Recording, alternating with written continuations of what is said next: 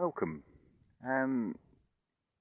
Title is of this video is to pique your curiosity, and as much as anything else, it's a thought exercise.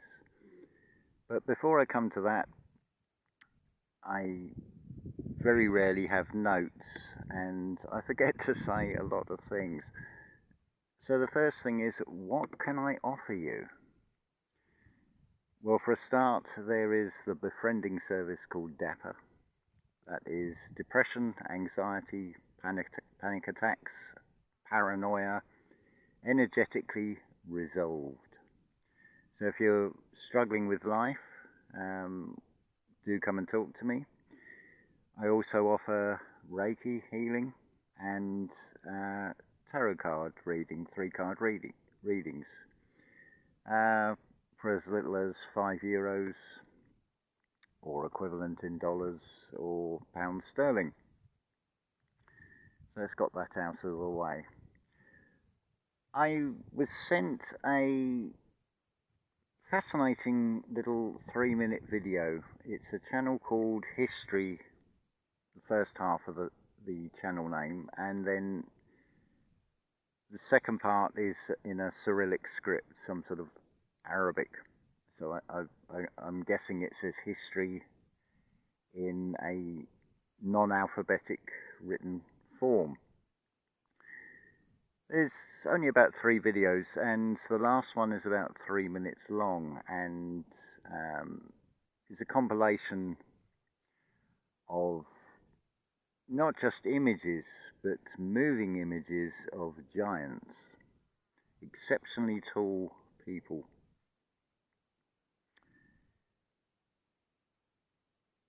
This is where the thought exercise comes in, because I'm sure, well, I'm going to put the link in the description. I invite you to stop this video, go and watch that. It's only 3 minutes long, and then come back with your first impressions of seeing that video. So I'm sure a lot of you will straight away either say, wow, that's amazing, or it's CGI, or it's fake. There's a question in that, yes, but is that really the most important question? To my mind, the most important question is, why now? Let's take a little logic train here with this one. You've got a compilation of stills, photographs, and moving images. You can see it. Some of these giants, they've got long beards, or their clothes are moving with a slight breeze. Now, yes, it could be photoshopped, it could be CGI, it could be taking someone who's what we would say is normal size today and then superimposing it. But the real question is, why is that released now? Do you know what I like most about this reality? Is when you can look at the external and you can see and realize the contrast. Now, many people have said to me, I'm really deep, I'm a deep thinker. The deep, another word for the deep is the abyss. So if we look at the word abyss, you've got the A, the B, the alpha, beta. So it's from one source into a realm of duality. Right in the middle is Y. The other side of the word, and to complete the spell of the word abyss, is 2 S's, 2 spirits, 2 serpents. So the reason why is shown in the abyss by going deep in not necessarily the research, but just pondering and seeing what comes. And what came out of that video primarily was the timing of it. Why has that come out now? So let's go back the logic train with this one. You've got these collection of 3-4 second clips that have been put together, a compilation. So where were these sourced from? Also consider, if they're moving images, they're from the age of film. So comparatively recently. So would it be possible to even identify who these people are? Are we to take it that it's one photographer, or this is a compilation of several photographers' works? I can go into a story with this. I can imagine that you've got somebody who's gone on a quest to document exceptionally tall people, that because they all look like they've been posed for the camera. One or two maybe even be weddings. But the point is, you've got these photographs, all these moving images. Surely there must be some documentary, some accompanying notes. I can't see there just being a photographer who's going out and photographing exceptionally tall people without either the photographer or a companion who is like a journalist who is documenting all this. Further from that, because it is a comparatively recent age, a lot of these images suggest that these are exceptionally tall people who are slightly more than middle-aged, say in their about in their 50s, maybe even in their 60s, some of them. So then we come to the question of burial with these people. Now, if you look at some of these images, and I'd estimate they're 9, maybe 10 foot tall, some of them even taller than that. So where would they be buried? Or would they have been cremated? If they are buried, then you've also got the issue of a coffin, possibly.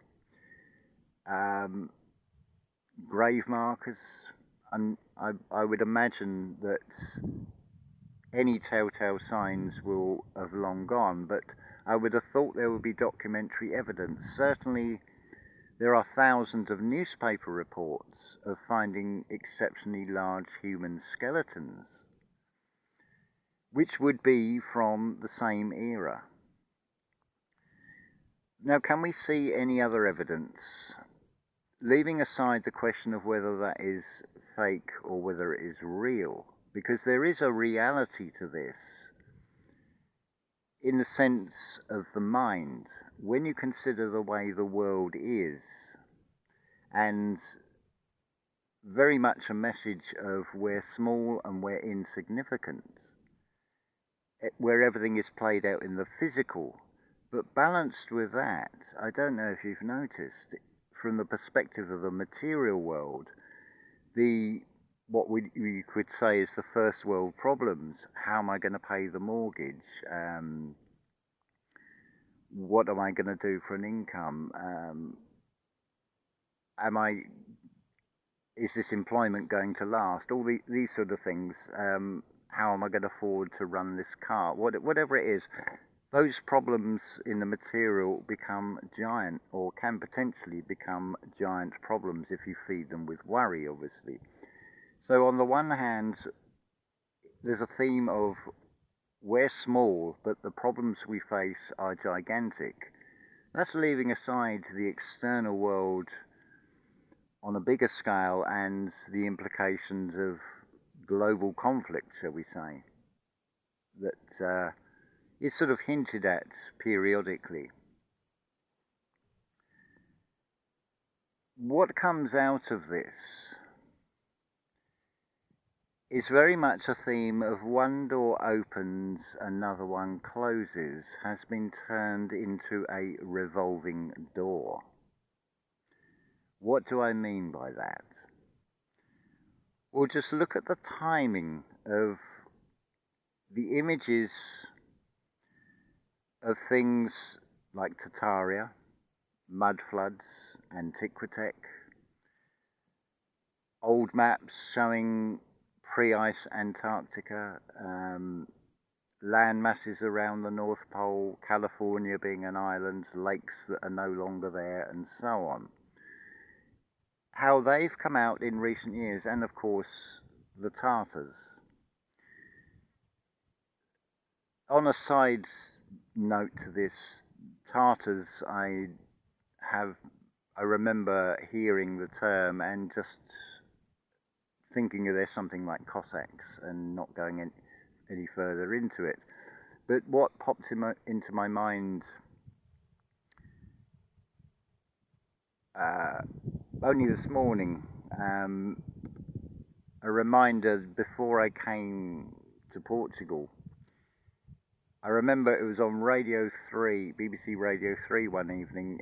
It was Norway. I think it was a Norwegian folk song, and the announcer said, "This is the last of the Tartar singers, or the last of the Tartars." So it's not something that is actually hidden. It's more kept very vague. There certainly was Tartars, but how that has morphed into the perception of it being a singular one world civilization, who knows? But there are things now. Something else that flashed into my mind. There was a time where you could find on the internet information, something that happened in Tudor England, a display in London of they look like swords, but they would be totally impractical in the accepted sense of what you would use a sword for in a battle. These are, some of them are corkscrew, and they were used for arcing, so it looks like magic to spectators who have no understanding or knowledge of electricity. So it would look like a magic show, but you try and find that on the internet now, and you'll find all the information seems to have disappeared. This is why I say, when one door opens, another one closes. So whilst you have ancient maps that show a very different history, you have the theme of mud floods, Antiquitech, and so on. These things have sort of been brought to the forefront, whilst at the same time things have been squirreled away and disappeared. We could say Smithsonianed away as an alternative to squirreled away. I think that would be far more accurate.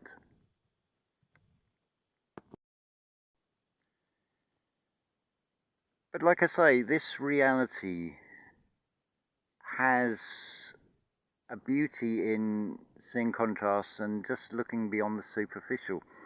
Now, way before knowing about what has been discussed on Archaic's channel, i.e. the vapor canopy, I recall seeing a documentary, and I mentioned this on probably one of the earliest videos, in a controlled environment with high doses of oxygen, how slugs will grow 3 times their size, live far longer lifespans, and it comes down to something very much a theme of this reality called terms and conditions. Well, if the conditions are right, so if the oxygen is greater, then you see miraculous changes within one generation, where in this experiment the slugs grew 3 times the size. And this is before knowing anything that Jason has shown on Archaics and this recreation of a vapor canopy. But you've only got to look at the tropical rainforests, and certainly the flora, the sheer size of it. Also consider what is talked about the size, the heights of trees just prior to the photographic age, of being within the 400 to 500 foot range, whereas what would be classed as an exceptionally tall tree would still be under 300 foot today. You've only got to look at the old vintage photographs of lumberjacks and the girth of these tree trunks. Where do you see trees of that size today? Yes, there are a few very old trees, but most trees, vast swathes, are all under 300 years old. If we go back to this question of giants in a photographic age, people of 9 and 10 foot, is it really possible? Certainly, there was a big thing made of, I forget his name, there was a man, I think lived up to the 1930s, who grew to about 8 foot, which is attributed to giantism. There is a sort of fiberglass full-size replica of him in the Ripley's Believe It or Not museum. I'm sure many of you know the story and have seen photos. So that, although he didn't live very long, that proves that even at 8 foot the oxygen would be sufficient. But imagine if it was increased slightly more than that. This is something Rudolf Steiner talks about with the moving from the old moon phase and then coming into the solid earth phase. And he talks of how the air was thicker and the water was thinner, and how that would have an effect. Now, I maintain that anything you look at in this reality, especially devices and things, the basis, because we have to go back to the source with these things. When you consider what a device, a cell phone, does, it will have certain capabilities unless you download a new app. Consider the circuits within the device itself have not changed, but the conditions have, because you have downloaded an app which now allows that device to do different functions that it couldn't do before.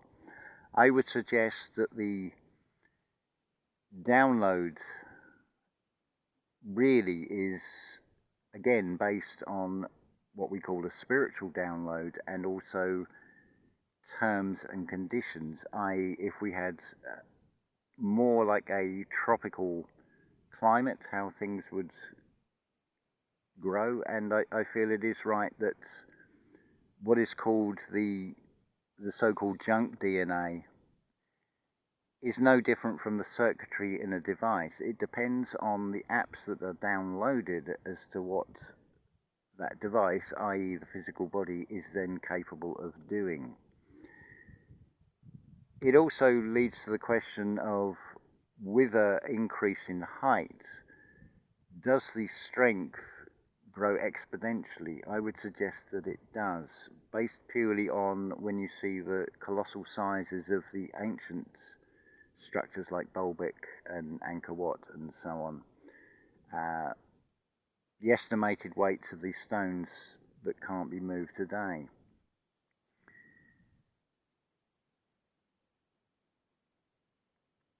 Yeah, so why now with these compilations? Is there any supporting evidence that would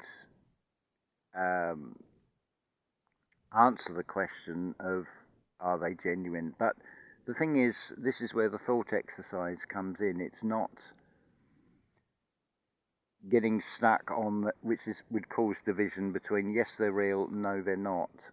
It's all been faked, it's CGI, and it causes conflict if people have nailed themselves to a particular belief that they either are real or they're not real. Certainly the theme of giants is a very fascinating and prevalent one. You've only got to look at films, you've only got to look at myths, legends, fairy tales, stories in the Bible, and many other ancient texts that all talk of let's get this clear, they're not giants, they're just humans that are bigger.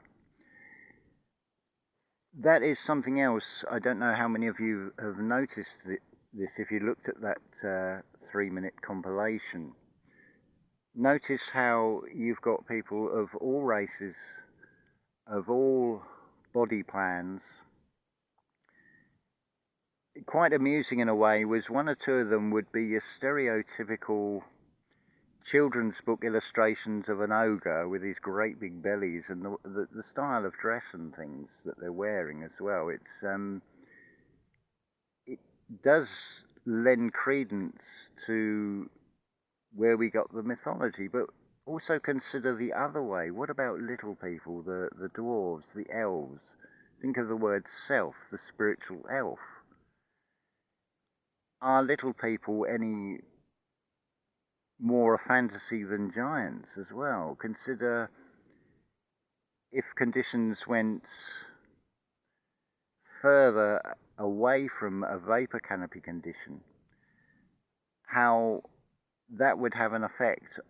It would be the terms and the conditions that would dictate the physical size.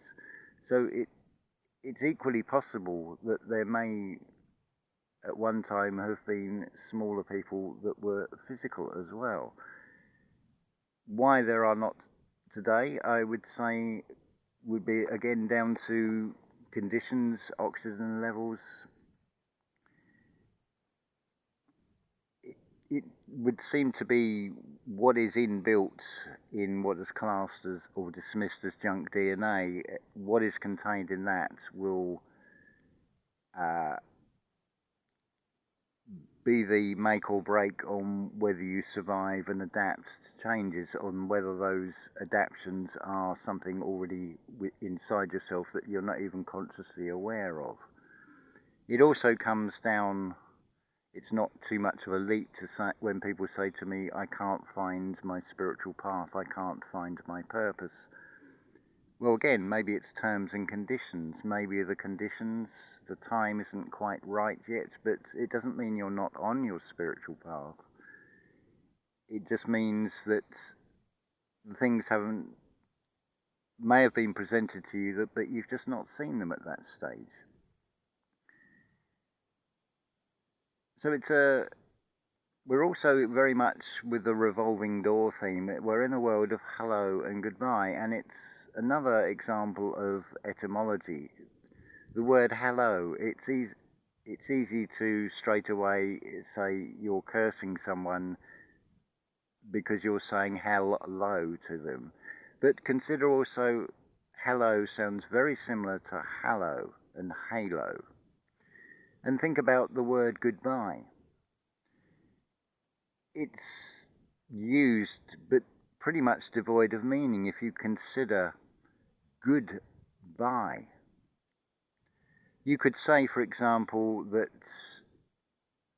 a friendship that came to an end, not necessarily on the most amicable terms, you could use the expression,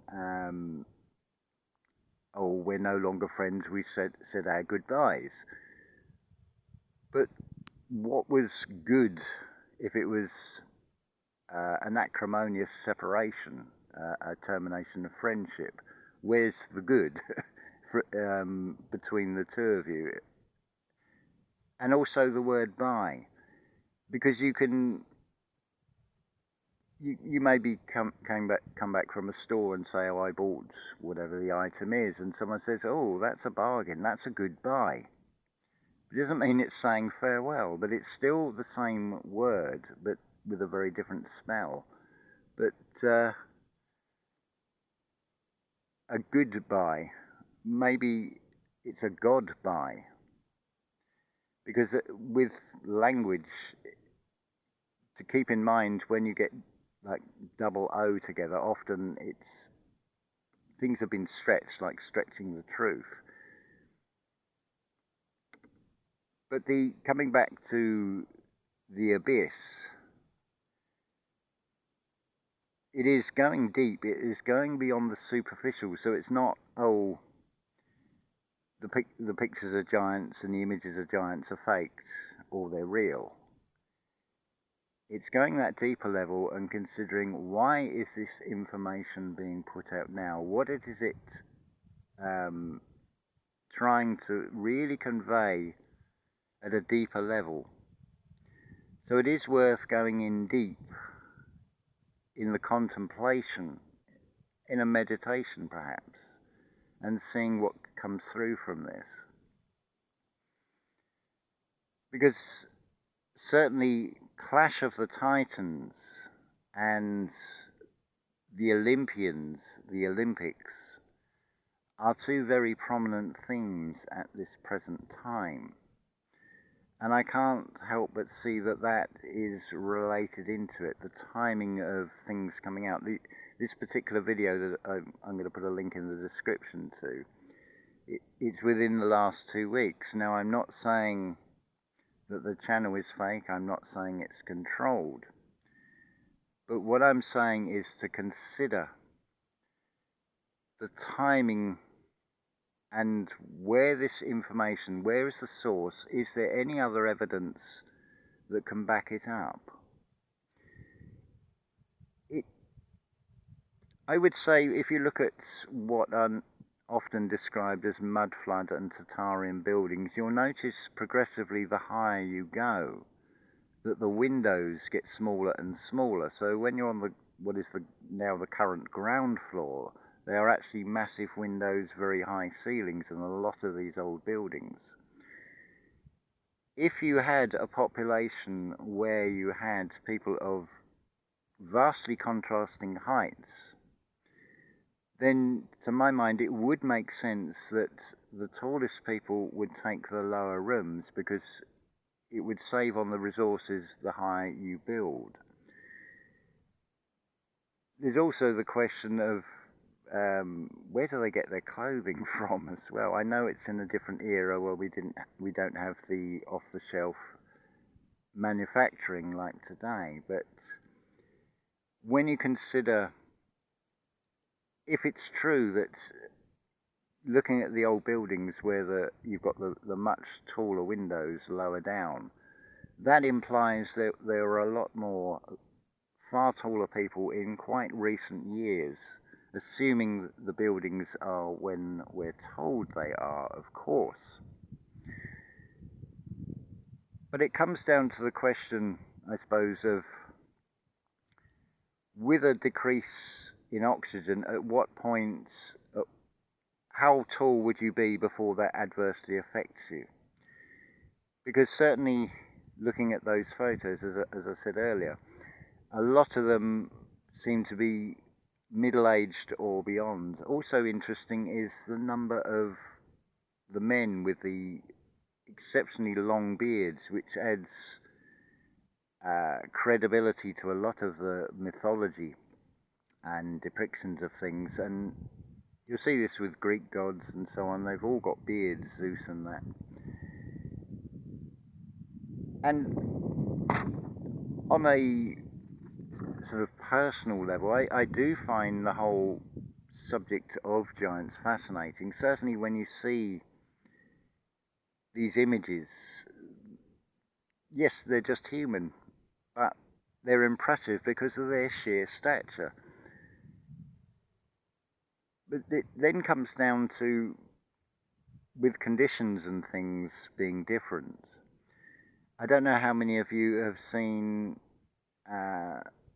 the kind of things that John Levi and Martin Leake, Flat Earth British channel, have shown.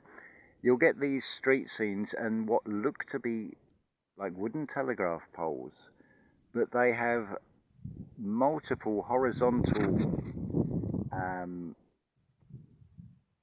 can't think of a word, cross members at the top, and then what appear to be ceramic cooling towers.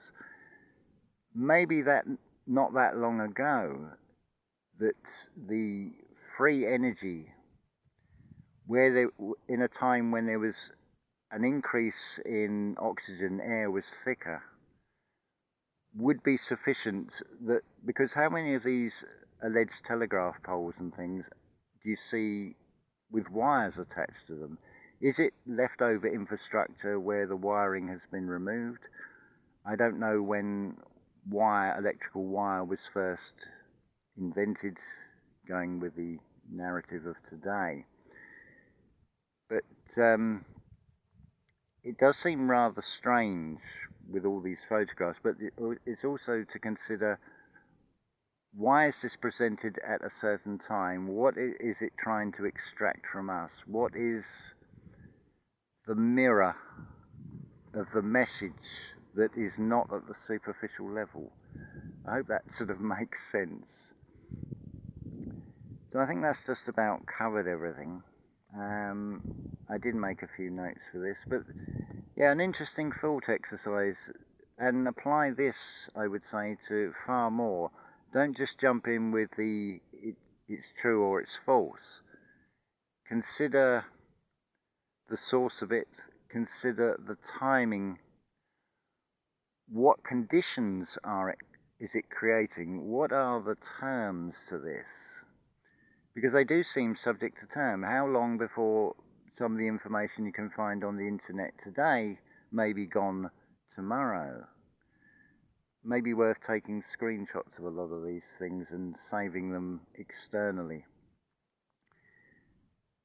There's a lot to ponder, I feel, in this one, and I hope you will sort of weigh up. And also, if you're struggling or you need help in any way, it's reciprocal, because it will help me as much as it will help you.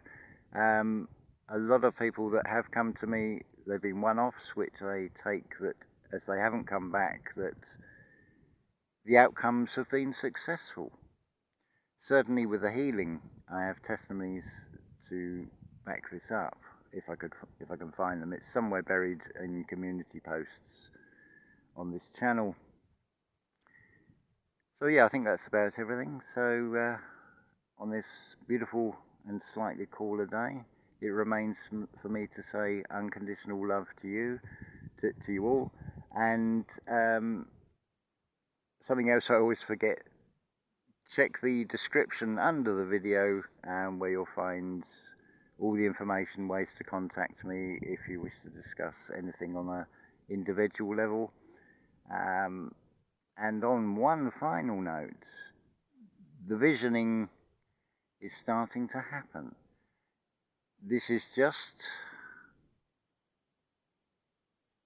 the sort of prelude to, looks like we've got more people coming to this land, the starting of a community. How beautiful is that? How exciting is that? So we'll end on that happy note, and unconditional love to you all.